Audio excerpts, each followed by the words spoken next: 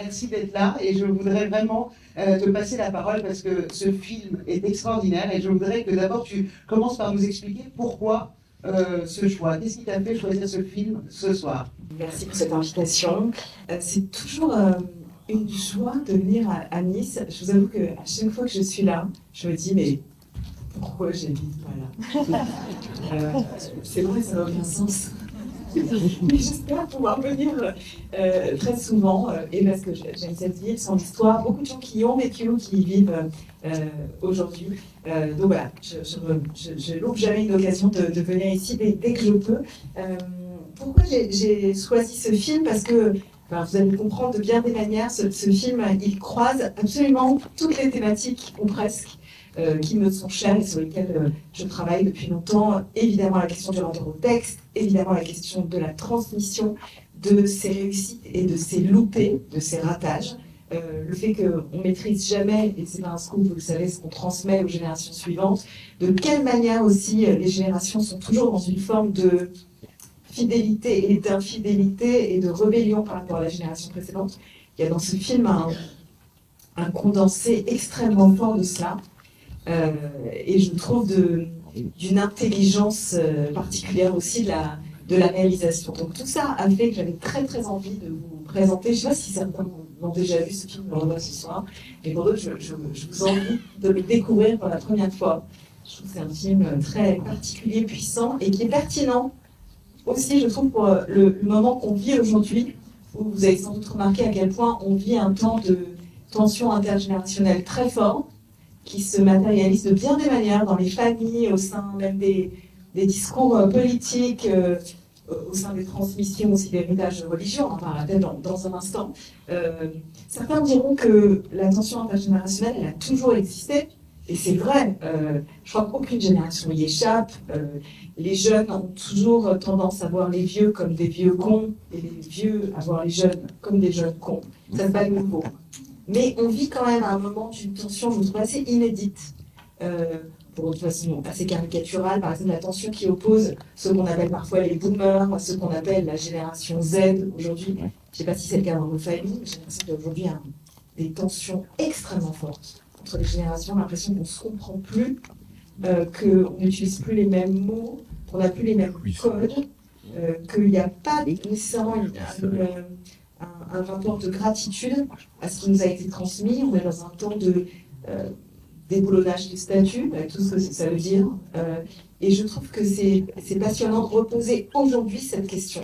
De quelle manière on ne peut pas se construire sans un héritage, quitte à ce qu'on soit extrêmement critique vis-à-vis de cet héritage, mais on ne peut pas aller envoyer bouler un héritage parce qu'il n'y a aucune possibilité d'avoir un sol si on ne sait pas sur quoi on repose. Finalement, c'est trivial de le dire.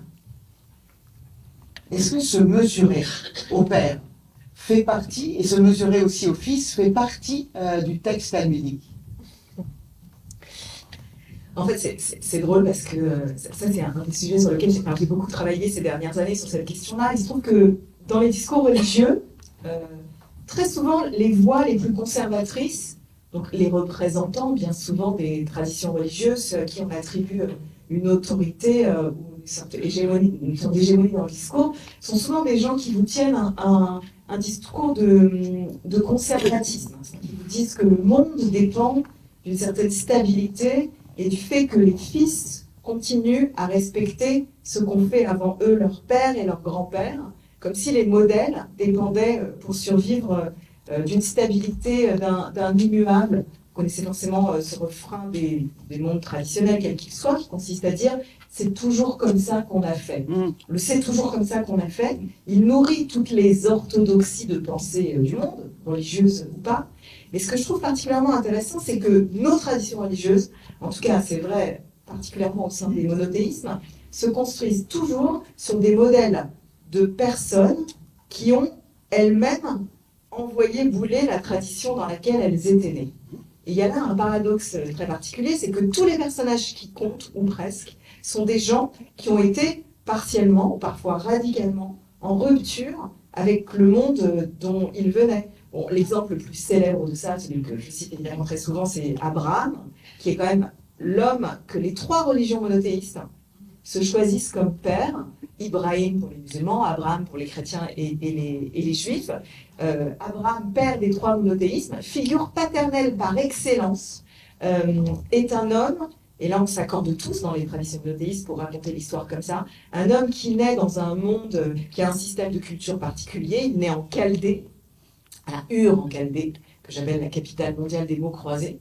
Et Abraham, il naît à Ur en Chaldée, et en fait, un jour, il entend un appel qui lui dit « Quitte la maison de ton père et mets-toi en route vers un ailleurs ». Et à ce moment-là, il se barre de chez lui, c'est-à-dire non seulement géographiquement, mais aussi spirituellement. Il rompt avec ses origines pour créer un monde nouveau. Et c'est intéressant que les trois religions monothéistes se choisissent comme père un homme qui a envoyé bouler le sien. Et donc, dès lors, se pose en filigrane pour tous les gens qui se disent enfants d'Abraham, même pour ceux qui refusent d'envisager la question de cette façon-là, se pose à eux tous la question de qu'est-ce que ça veut dire d'être un enfant d'Abraham si Abraham a envoyé bouler son père. Est-ce qu'on est un enfant d'Abraham quand on suit à la lettre ce qu'il a fait, on ne change rien au système, on lui obéit voilà, de façon presque aveugle en reproduisant sa pratique ou ses croyances? Ou alors est-ce qu'on est en réalité un enfant d'Abraham quand on fait à Abraham ce qu'il a fait à son père, à savoir qu'on introduit dans le système une forme de rupture, un pas de côté?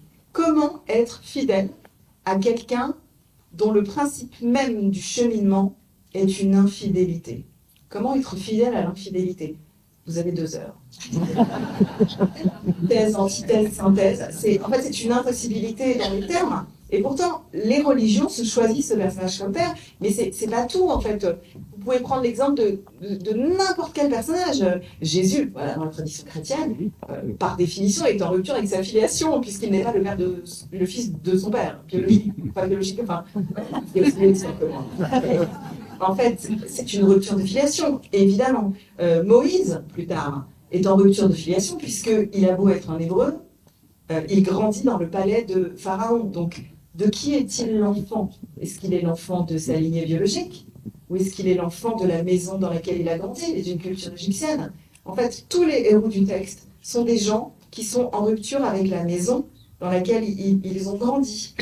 Et je trouve ça assez intéressant comme modèle de transmission au sein de religions où parfois certains vous font croire que le modèle est l'immuable, l'inchangé et la fidélité au père, qu'on se choisit systématiquement des personnages qui vont être dans une position qui est partiellement de la continuité, partiellement de la rupture, partiellement de la fidélité, partiellement de l'infidélité.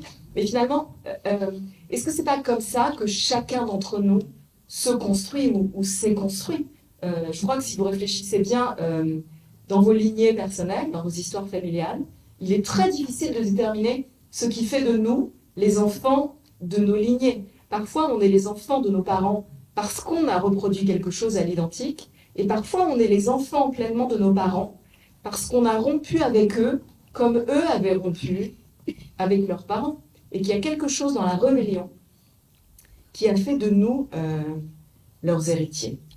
Je raconte souvent, pour une blague juive, je raconte souvent des blagues juives. Mais il y en a une, vous la connaissez forcément, mais pour moi c'est la recette parfaite du modèle de transmission.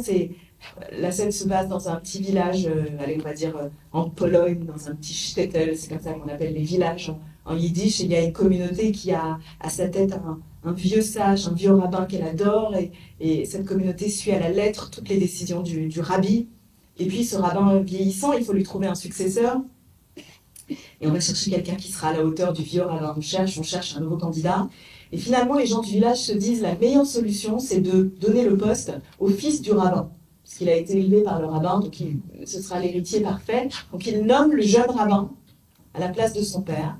Et là, c'est la catastrophe, parce qu'on se rend compte très vite que partout où le vieux rabbin disait c'est autorisé, le jeune rabbin dit c'est interdit. Partout où le vieux rabbin disait c'est noir, le jeune rabbin dit c'est blanc. Enfin, il prend les décisions complètement à l'inverse. Donc les gens n'en peuvent plus. Ils vont voir ce jeune rabbin en lui disant mais enfin, on t'a choisi pour prendre la suite de ton père, mais tu n'es pas du tout comme lui. Et le jeune rabbin leur répond avec aplomb, vous avez tort, je suis exactement comme mon père. Il n'écoutait personne, et moi non plus. et je trouve que finalement, souvent c'est ça. Dans nos existences aussi, on est à la hauteur de générations passées, parce que parfois on a leur histoire, mais souvent on a leur culot. Alors, il y a deux mots très importants que tu as prononcés, c'est rupture et c'est humour. Et je trouve que ça, c'est un talent de l'humour juif qui arrive à prendre la rupture, le deuil, la mort, la concurrence intergénérationnelle, à prendre des sujets plutôt graves et arriver à faire rire. Alors, où se trouve l'ADN de l'humour juif? Vous avez combien de temps là? On pourrait consacrer pas une vie, mais des vies entières à penser cela. C'est vrai que souvent le recours à l'humour est comme un support de résilience, je crois, dans la tradition juive. C'est une certaine façon de gérer le tragique. Romain Gary, qui le disait très bien, c'est une façon d'être plus grand que ce qui nous arrive. Ouais. L'humour est la preuve de la supériorité de l'homme sur ce qui lui arrive. Voilà, c'est ça, la preuve de la supériorité de l'homme sur ce qui lui arrive. Une façon de dire merde à la tragédie, en fait, et en la mettant à distance, sans la nier, mais en reprenant le dessus. Alors c'est vrai que l'humour juif, qui a beaucoup à voir avec l'exégèse, vous allez voir, c'est un film sur l'exégèse, vous allez le comprendre très vite, il est question de milieu de talmudiste, c'est-à-dire d'interprétation. L'humour juif, c'est très souvent une modalité interprétative.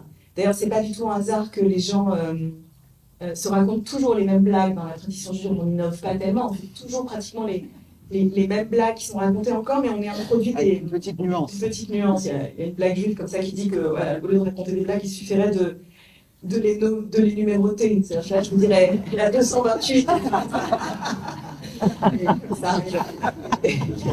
Ça marche. Et il y a une blague comme ça où quelqu'un essaye et fait la 14 et personne rit. Et il dit non, mais j'ai très mal raconté. Et en fait, on pourrait les numéroter parce que c'est toujours la même chose, mais avec un petit twist. Mais l'humour juif, ça repose toujours sur les mêmes piliers qui sont finalement pas si nombreux que ça. Il y a 3 piliers principaux dans l'humour juif. Presque toutes les blagues sont des blagues qui tournent soit autour de jeux de mots, c'est-à-dire vous jouez sur le sens des mots, le double sens, c'est-à-dire en fait sur le malentendu, la possibilité de différencier la compréhension. Je dis quelque chose, vous comprenez autre chose, et de cet intervalle surgit le rire, hein, par exemple le quiproquo, voilà, il y a une très célèbre blague qui n'est pas juive du tout d'ailleurs, mais qui marcherait très bien pour expliquer. Si je vous dis par exemple, c'est l'histoire de 2 personnes qui se retrouvent devant un bain public, et il y en a un des deux qui dit à l'autre t'as pris un bain? Et l'autre lui répond pourquoi il en manque un? Là, oui, c'est le jeu sur l'exégèse, c'est-à-dire comment est-ce que ce que je dis peut être compris autrement, et de là surgit potentiellement le décalage de sens. Donc il y a un support de langage, un support linguistique très fort, le jeu de mots et l'exégèse de langage. Le deuxième support de l'humour juif, qui est le support principal sans aucun doute, c'est la question de l'autodérision. C'est-à-dire comment est-ce qu'on rit de soi, mais pour rire de soi, on utilise tous les clichés que d'autres ont utilisés contre nous. Ou pour le dire autrement, l'humour juif, c'est très souvent de l'humour antisémite, raconté par les juifs mieux que les antisémites. C'est-à-dire c'est des blagues antisémites, mais qu'on arrive à tourner à notre avantage, en se moquant de nous. On reprend le dessus sur tout ce qu'on a pu, sur tout ce dont on a pu nous accuser. Et on pousse un peu plus loin le gimmick, on va dire. Et puis le troisième élément de support de l'humour juif, c'est sans doute le caractère blasphématoire de l'humour juif, c'est-à-dire une volonté de rire du sacré et de rire de Dieu, de se moquer de Dieu et particulièrement de plaisanter sur son absence dans le monde, sur sa non-matérialisation dans l'histoire. Et ça, c'est le support, par exemple, de toutes les blagues, aussi noires et de mauvais goût soient-elles, sur la Shoah. Par exemple, il y a énormément de blagues du non-juif sur du tragique. Par exemple, la plus célèbre, c'est 2 juifs qui font des blagues sur Auschwitz. C'est Dieu qui passe par là, leur dit, mais enfin, comment vous pouvez plaisanter là-dessus? Et ils se tournent vers Dieu et lui disent, toi, tu peux pas comprendre, t'étais pas là. Ouais. Et c'est une façon aussi de se tourner avec une colère légitime contre le divin et son absence et sa non-intervention dans l'histoire, en tout cas sa non-intervention apparente dans l'histoire en général, et dans cette juive en particulier. Et en fait, ces 3 supports sont sont constamment à l'œuvre et sont une tentative, qui ne marche pas toujours, mais une tentative de sortir du tragique. Moi, je me rends compte qu'en cette année tragiquissime que nous vivons et que nous continuons de vivre, à plein de moments cette année, des petites blagues m'ont permis de rester debout. Il y en a une qui m'a beaucoup fait réfléchir cette année, qui est plus profonde, qui m'y paraît. J'ai beaucoup raconté cette année, donc pardon pour ceux qui m'ont déjà entendu 1000 fois la raconter, mais c'est la blague qui demande quelle est la différence entre un juif optimiste et un juif pessimiste. Le juif pessimiste, il dit ça pourrait pas être pire. Et le juif optimiste, il dit mais si, ça pourrait être pire. Et malheureusement, on le sait, ça pourrait encore être pire. Voilà, je ne sais pas. Oh, je vous ai mis en pleine force. C'est une soirée joyeuse. Et peut-être qu'ensemble, on peut apprendre à se relever, espérer qu'on se relève, mais à condition qu'on puisse le faire ensemble. Et cet ensemble, il inclut beaucoup de gens. Alors, c'est exactement ça. Moi, je voudrais, pour ceux qui ne connaissent pas forcément le Talmud, et dont je fais certainement partie, mais d'abord, sur la question de l'interprétation qui va avec. Donc, de toute façon, c'est pas figé. Et de voir comment aussi un texte qui peut se renouveler, une interprétation toujours nouvelle, est-ce qu'on peut évoluer? Est-ce qu'il y a ce trait d'union avec les autres religions? Est-ce qu'on peut encore faire la paix pour ceux qui pensent que la religion est hermétique et qu'on ne peut plus se comprendre? Voilà. Je voudrais qu'on ait cette lumière au bout du tunnel où on se dise... et j'aurais pas dû utiliser le mot tunnel peut-être. Ça c'est vraiment... c'est terrible. Mais tu vois ce que je veux dire? Est-ce qu'il y a encore cet espoir qu'on puisse s'entendre et que les gens ne se disent pas « Ah oui, alors toi t'es juif, toi t'es musulmane, ah oui, alors toi... » Voilà. Où est ce trait d'union? Est-ce qu'on peut s'entendre sans forcément connaître les textes, peut-être autour de cet humour et de rire de ce qui nous arrive? Je ne connais pas le nombre de fois où des gens me disent ah, si seulement il n'y avait pas les religions, ça irait beaucoup mieux. Et ces gens qui disent ça, ils n'ont ni raison ni tort. Je comprends exactement ce qu'ils veulent dire quand ils disent ça. Simplement, je litige leur point de vue toujours en leur rappelant, d'abord, première chose, que les plus grands massacres du siècle dernier ont été réalisés par des gens qui ne s'identifiaient pas à une religion, qui au contraire bien souvent se définissait comme anti-religieux ou athée. Donc se débarrasser de religion n'est pas la garantie qu'on ne court pas à la catastrophe. Et par ailleurs, la question c'est toujours de savoir ce que disent nos religions, à travers ce que disent nos religions, ce que disent nos textes. Nos textes sacrés, c'est particulièrement vrai les textes sacrés, on peut leur faire dire tout et son contraire. Tout et n'importe quoi. Là maintenant, si on fait un petit exercice, et vous me demandez de vous prouver en un coup de verset, en 2 minutes, pourquoi la Bible, on va prendre la Bible, on pourrait prendre le Coran, les évangiles, peu importe, pourquoi la Bible invite à l'amour du prochain? Je peux le faire. Mais si vous me demandez à coup de verset de vous démontrer pourquoi la Bible invite à se méfier de son prochain, c'est très facile à faire. Si vous voulez que je vous démontre pourquoi la Bible nous invite à aimer l'étranger, c'est facile à faire. Si vous voulez que je vous démontre à coup de verset que la Bible nous met en garde contre l'étranger, c'est très facile à faire. Si vous voulez que je vous démontre que la Bible nous invite à l'installation et à la sédentarisation, je peux le faire. Mais si vous voulez que je vous démontre que la Bible nous demande de choisir toujours le nomadisme et la non-installation, c'est très facile à faire. Si vous me demandez de vous montrer, simplissime à faire, que la Bible est misogyne, je peux le faire. Mais si vous voulez que je vous démontre que la Bible est, entre guillemets, bien entendu, féministe, c'est anachronique, c'est-à-dire qu'elle se soucie de statut des femmes et de leur sort dans la société, c'est très simple. En fait, vous pouvez lire un texte dans un sens et dans son contraire.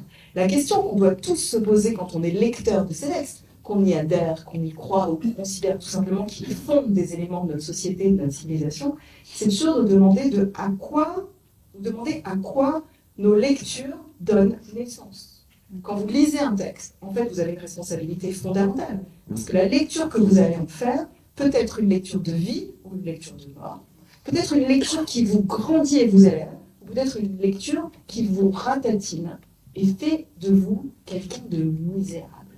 Et tout cela est possible. Donc la question, c'est jamais tant qu'est-ce que le texte veut dire, c'est toujours davantage qu'est-ce que le texte peut dire et qu'est-ce que moi, lecteur, je fais de ce qu'il pourrait dire. Alors, il y a 1000 exemples pour illustrer ça. L'exemple que je prends souvent, mais parce que c'est un des plus parlants et que c'est un exemple de la culture populaire que tout le monde connaît, en fait. C'est un exemple que j'ai développé dans un livre qui s'appelle En tenue d'elle, qui était le premier livre que j'ai sorti en 2013, il y a quelques années déjà, où je me suis particulièrement intéressée à cet élément biblique dont vous connaissez forcément, qui est l'histoire, la célébrissime histoire de la côte d'Adam, qui nous a causé pas mal de problèmes. Cette histoire si connue dans la culture populaire qui suggère qu'il y a au départ Adam, un élément masculin créé par Dieu au jardin d'Éden, et puis cet Adam, dans une première opération sous anesthésie générale. À partir d'une côte, Dieu construit une femme, et Adam va faire d'elle, voilà, sa première femme. Et en fait, cet épisode est ultra connu. Notre civilisation est fondée sur cette traduction et c'est l'équivalent. Moi, je me suis intéressée évidemment à l'étymologie de ces mots et à ce que les versets disent très exactement. La Bible ne raconte absolument pas cette histoire au sens littéral du terme. Je vous le fais rapidement. Chapitre 1 de la Bible, sortez vos livres, verset 26. L'humanité est créée mâle et femelle, ou homme enfin, masculin et féminin, plus exactement. L'humanité est créée masculin et féminin, Adam. Et au chapitre 2, cette humanité est plongée dans une torpeur. Et à ce moment-là, l'Éternel construit à partir de, et je garde volontairement l'hébreu, de la tsela de Adam, une femme. Et cet Adam, lorsqu'il se réveille, voit cette femme et dit « Ah, dorénavant, elle est ma femme et moi je suis un homme. » Je vous fais quoi? Donc en fait, vous comprenez l'histoire, au départ il n'y a pas un masculin premier et un féminin second. Dans la Bible, il y a une humanité bigenrée, on va dire, ça plairait l'humanité non genrée, et une femme apparaît. Et lorsque cette femme apparaît, l'humanité peut commencer à parler d'elle-même aussi au masculin. Mais dans l'ordre, c'est non genré ou bigenré, féminin, masculin. Mais l'élément qui m'intéresse ici, vous comprenez, c'est l'élément de tsela que j'ai notamment pas traduit. Pourquoi je ne le traduis pas? Parce qu'il apparaît plein de fois dans la Bible, ce mot. Sauf que partout ailleurs, quand il apparaît, les traducteurs le traduisent par un sens de ce mot qui veut dire à côté. Partout ailleurs, ça ne veut pas dire côte, ça veut dire à côté. Je vous laisse imaginer une seconde, mais vous voyez, c'est époustouflant. Imaginez une seconde que les traducteurs aient choisi dès l'origine de dire, comme c'est écrit en hébreu, que la femme est créée à côté de l'homme, et pas de la côte de l'homme. Ça change légèrement les choses parce qu'être créé à côté, c'est être créé comme la possibilité d'un face-à-face de sujet à sujet. Si vous êtes créé de la côte de, ça veut dire que vous êtes un élément second, on va dire minéral ou osseux, par rapport à un masculin premier qui va pouvoir s'appuyer sur vous, dans le meilleur des cas, comme un élément secondaire de son équilibre. Mais ce n'est pas un rapport sujet-sujet, c'est une forme d'objectivation de l'autre, un rapport sujet-objet. Donc vous comprenez bien que cette traduction de la côte d'Adam a eu un impact considérable, civilisationnel, sur la façon dont le masculin et le féminin ne se sont pas construits côte à côte, mais d'une côte l'un de l'autre. Mais en fait, une fois que je vous ai dit ça, on en arrive à votre question. Une fois que je vous ai dit que c'est pas la bonne traduction, ou en tout cas qu'on aurait pu le traduire autrement, alors vous vous retrouvez face à 3 options. Il n'y en a pas 36, il y en a 3, 4, on va dire 3. Première possibilité, vous êtes plutôt un conservateur. Et vous dites, bon bah, on a toujours traduit celle-là par côte d'Adam. Ça fait quand même des milliers d'années qu'on le traduit comme ça, qu'on le lit comme ça, qu'on en a fait des tableaux, des peintures, des publicités, que vous voulez. Donc, qui sommes-nous pour changer cette traduction? On va faire avec. On est les héritiers de nos ancêtres. C'est comme ça qu'on a traduit, on continue. Première option. Deuxième option, vous êtes un rebelle. Et là, vous vous dites, alors là, c'est fini. Plus jamais, jamais je vais raconter cette histoire de côte d'Adam à mes enfants. On va changer les livres, on va déboulonner les statues, on va se débarrasser de tout ça et on va changer l'histoire du passé, faisons table rase. Deuxième possibilité. Est-ce que ça pourrait marcher? Je ne sais pas. Moi, je pense qu'il y a une troisième option qui, à mon sens, est toujours la plus pertinente et c'est vraiment la question de la transmission qui est engagée là-dedans, qui consiste à dire que ça nous plaise ou pas, nous sommes les enfants d'une civilisation qui a traduit comme ça ses textes. Nous sommes les enfants d'un monde qui a cela en héritage, pour le meilleur et pour le pire et pour le meilleur. Mais la question qui se pose à notre génération, c'est comment on fait pour être toujours les enfants de cette civilisation, mais peut-être donner à la nouvelle génération de lecteurs la possibilité de ce qu'on appellerait peut-être une lecture critique, un outillage, un regard critique qui fait qu'elle est à la fois dans une fidélité et une infidélité à ce qui lui a été transmis. Et moi, ça me paraît toujours être la formule la plus pertinente. En fait, ne pas s'imaginer qu'on reproduira nécessairement à l'identique sans interroger ce qui nous a été transmis, mais ne pas s'imaginer non plus naïvement qu'on va pouvoir du passé faire table rase, complètement réinventer un monde. Ça n'existe pas de réinventer un monde de la même manière qu'on ne peut pas réinventer une langue. On ne fait que composer avec ce qui nous a été transmis en introduisant des petits twists, des petits changements. Je pense beaucoup à ça aujourd'hui, pardon, je fais un long monologue, je pense beaucoup à ça avec, maintenant que je suis mère d'ados, j'ai des ados à la maison, qui, comme tous les ados, m'en font un peu voir de l'école. Et je pense souvent à la façon dont mes ados, comme tous les ados, transforment le langage.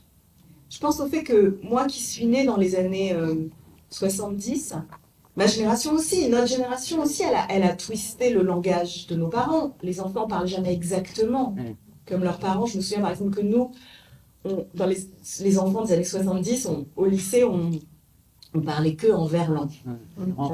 Voilà, les romantiques, les meufs, Alors maintenant, c'est ringard à mort, enfin, à part quelques mots. Le sang. Ouais, ça va le sang. Je pense que le film qui joue à côté, c'est L'amour ouf. C'est ouf. Donc notre génération a twisté les mots en les renversant. Maintenant la génération, effectivement, change les codes. Moi, j'arrête pas d'engueuler mes enfants en ce moment. Parce que comme tous les ados, je ne sais pas si à Nice aussi c'est comme ça, mais à Paris, les ados, ils ont un truc en ce moment, ils ont enlevé du langage tous les pronoms relatifs. Par exemple, ils vous disent il paraît, il n'y a pas de cours demain. Il paraît, le prof, il n'est pas là. Et je dis à mes enfants, il manque un mot. Mais je ne sais pas d'où vient peut-être ça vient de l'anglais. En anglais, on dit I think you are right. On dit pas I think that. Mais c'est très intéressant toujours de penser comment un langage est comme ça twisté, changé.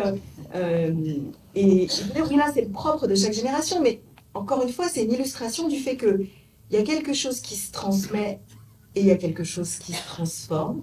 Et que c'est parce que ça se transforme que ça se transmet. Exactement. Alors, ils disent même plus le sang, ils disent le reste.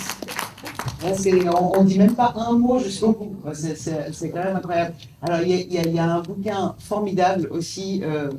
Il y a évidemment les livres de Delphine Orviller. Et il y a aussi un livre de Umberto Eco qui s'appelle Dire presque la même chose. Et je trouve que c'est extraordinaire parce que ça parle de cette traduction-là où on ne peut jamais traduire parfaitement un mot d'une langue à l'autre. On peut essayer de s'en approcher au plus près, mais c'est jamais la même chose. On prenait l'exemple de quand on dit en français « je t'aime » ou quand on dit en langue arabe ou en langue persane, alors persane ou peut-être aussi en hébreu, mais il y a l'émotion, le sentiment à l'intérieur de l'expression, c'est-à-dire que c'est beaucoup plus long. On dit je voudrais mourir avant toi, je voudrais mourir pour toi, ou je voudrais sacrifier pour toi, ce qui est complètement dingue. Enfin, je veux dire, ça va beaucoup trop loin.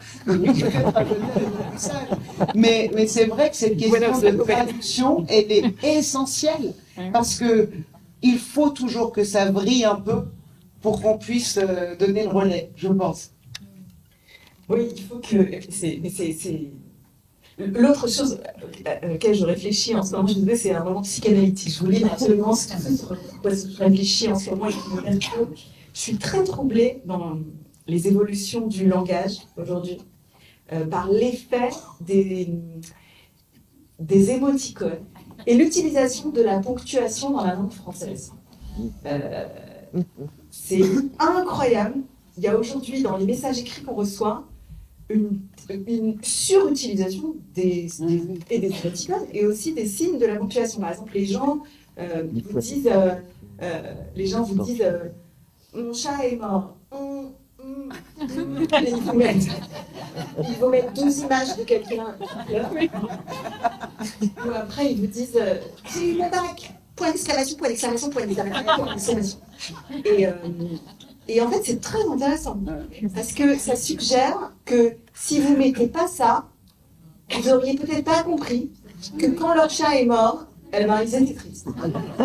Quand ils ont eu leur bac, ils étaient très très très contents. Et en fait, tout ça sous-entend que on fait peut-être plus confiance à l'autre pour comprendre ce qu'on appellerait en français l'implicite. C'est-à-dire qu'en fait, on cherche à rendre les messages over explicite. Il faut que tout soit explicite. Il faut qu'un message Twitter tienne dans un certain nombre de signes. Il faut que tout soit clair, que le message ne tolère pas une autre lecture que celle que je te dis que tu dois avoir. Or, puisqu'on parle d'interprétation, moi j'ai la conviction que la communication, l'interprétation, mais je dirais aussi en fait tout dialogue avec l'autre dépend de la possibilité de ne pas le comprendre. C'est-à-dire de la possibilité de l'implicite qui est créateur d'une forme de malentendu qui en fait est le sens même de la conversation. Il y a peu de gens qui en parlent mieux que Romain Gary de ça, qui disait que Romain Gary a cette phrase extraordinaire où il disait que pour vraiment bien se comprendre, il ne faut pas parler la même langue. Et en fait, je trouve que c'est vrai en général, mais là, il y a vraiment un domaine où c'est encore plus vrai que les autres, c'est dans le dialogue interreligieux. Je ne sais pas si certains parmi vous ont déjà participé à des dialogues interreligieux. Le dialogue interreligieux n'a aucun intérêt, sauf quand on accepte qu'on ne se comprend pas. Quand on fait du dialogue interreligieux et qu'on prétend, en général ça commence toujours comme ça, pendant un temps on prétend que on parle tous la même langue et que la guerre c'est mal et la paix c'est bien et la pluie ça mouille. En général, il y a quelque chose de... On fait comme si on disait tous pareil, comme si on comprenait tout ce que l'autre voulait dire. Et si c'était vrai, on n'aurait pas besoin de dialogue interreligieux. En fait, on en a besoin, mais on le comprend que quand on sait dire à quel point on ne se comprend pas. C'est-à-dire qu'on utilise des mots que l'autre ne comprend pas. J'en ai fait mais tellement souvent l'expérience dans le dialogue interreligieux. Par exemple, quand je dialogue avec les chrétiens, souvent je me rends compte très très vite que leur utilisation du mot foi n'est pas la mienne. Je ne vois pas exactement de quoi ils veulent parler. Parce que dans mon langage spirituel ou religieux, mon engagement religieux n'est pas centré sur la foi. C'est souvent pas facile à expliquer pour les gens qui évoluent dans un monde plutôt chrétien, où dans la chrétienté, évidemment, la religiosité est centrée sur la foi et la croyance. C'est pas vrai dans le judaïsme. Et donc ça crée une espèce de décalage de sens qui m'oblige à traduire leurs mots dans un autre langage, en fait, qui est celui de ma pratique. Mais vice-versa, je pense que quand moi, dans ma tradition, je parle de commandement, du sens du commandement, je sais bien que mes interlocuteurs ne voient pas exactement à quoi je fais référence. Et c'est vrai quand un musulman, par exemple, parle de soumission, personne ne voit ce qu'il veut dire. C'est très compliqué d'opérer une translation de sens, en fait, une traduction, mais ça implique de faire exactement ce que tu viens de dire. C'est-à-dire d'accepter qu'il n'y a pas de relation exacte dans l'utilisation des mots. En fait, on ne partage, personne ne partage le même langage qu'un autre, même quand on parle la même langue. Et c'est quand on sait qu'il y a ce décalage de sens, ce malentendu possible, qu'on peut se mettre en route vers l'autre et le rencontrer quelque part. Absolument. Et c'est valable dans le langage des sourds-muets. Moi, je pensais qu'il y avait un langage pour les sourds-muets et qu'ils se comprenaient tous. Or, on voit la culture. Alors, c'est pas la religion, mais c'est la culture. On voit la culture de chaque pays qui change complètement les gestes. Par exemple, je me rappelle que... je sais plus, je crois, homosexualité, c'était un truc aux États-Unis, genre c'était un truc comme ça, et en russe, c'était genre... C'était incroyable. Et donc j'avais vu cette exposition extraordinaire sur la traduction qui s'appelait Babel. Et on expliquait vraiment d'une langue à l'autre, d'une génération à l'autre, pour des familles qui sont arrivées ici où la gamine elle parle français, et puis elle parle français à sa maman qui lui parle français, mais elle parle tunisien à sa grand-mère. Et en fait, la petite fille et la grand-mère n'arrivaient plus à se parler. Et il y a plein de moments comme ça où on essaye de se faire comprendre. Et comme il est film, il faut accepter. Ça sera jamais parfait, ça sera jamais exactement la même chose, mais il n'y a rien de plus beau que je trouve que le sublime est dans ce moment suspendu entre la personne qui dit quelque chose et qui essaye au plus près de son émotion à essayer de le transmettre. Et moi, j'adore tout particulièrement les moments de malentendu total. Il n'y a pas longtemps, je suis allée donner une conférence à Sainte-Anne, à Paris, pour des psychanalystes. Je ne me demandais pas pourquoi. Et en fait, ce jour-là, il y avait un problème de circulation dans Paris et j'ai vu que j'allais être très en retard. Donc, j'ai appelé les organisateurs et je leur ai dit, je vais arriver en retard. Et l'organisateur m'a dit, ah bon, mais tu seras là quand? Je lui ai dit, bah non, je restais moi-même. Et en fait, c'est tous ces moments où vous vous dites, c'est pas possible. Et ouais, ça m'arrive tout le temps. Peut-être parce que j'ai une oreille un peu déformée de l'exégèse, et ça, je développe des trucs complètement. Alors, vous voyez, le truc, c'est qu'on a envie de se dire, est-ce qu'on peut se donner rendez-vous demain pour voir le film et qu'on continue à parler à Delphine parce qu'elle est tellement incroyable et tellement intéressante. Et c'est pour vous dire aussi qu'on n'a pas besoin de religion juive pour comprendre la sagesse juive ou la sagesse simplement de Delphine Orviller. Et on gagne tous à s'écouter, et quand bien même on ne comprendrait pas exactement la même chose, on évolue forcément. On devient meilleur à écouter l'autre, même si on pense à la base qu'on n'est pas d'accord. Donc ça. Et puis je voudrais finir avec un mot sur un moment peut-être qui t'a particulièrement touché dans ce film, et que tu voudrais que le public fasse attention et pense à toi au moment où il va y avoir cette scène-là dans le film. Il y a plein de scènes, j'espère que vous allez rire autant que moi j'ai ri en découvrant ce film. Il y a plusieurs choses auxquelles je vous invite à réfléchir. Il y a d'abord, vous allez voir l'utilisation du chapitrage dans ce film. C'est pas toujours réussi les chapitrages. Vous savez, quand dans les films, tout à coup, on vous indique pratiquement chapitre 1, chapitre 2, chapitre 3. Je trouve que c'est particulièrement puissant dans ce livre. Il y a presque une textualité du livre et le fait que ça se passe, du film, et le fait que ça se passe dans le monde universitaire du rapport au livre est très très fort. Il y a une scène, et je ne vais pas vous en dire plus, mythique, à mon sens, qui se passe dans une micro-salle d'université. Je ne vous en dis pas plus, mais pensez à moi au moment de cette scène de la micro-salle qui symbolise, je crois, le microcosme universitaire.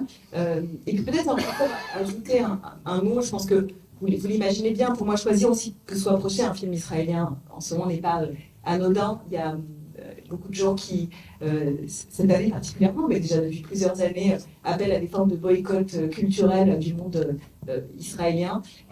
Et moi, ça me paraît d'autant plus important de faire résonner ces voix. Le réalisateur Joseph Sédar fait partie des gens qui ont développé à travers bien des films et des séries une invitation à l'introspection de la société israélienne, une invitation à un très fort sens critique. Il a participé notamment au scénario d'une série qui s'appelle Our Boys, que vous avez peut-être vu, qui est une série très politique d'introspection de la société israélienne. Benjamin Netanyahu avait essayé de faire empêcher la diffusion de cette série. En tout cas, je trouve que c'est extrêmement important, justement, on dit d'Afka, justement, dans ce contexte, de pouvoir faire résonner le travail de gens qui, quels qu'ils soient et où qu'ils soient, tendent un miroir dans notre société.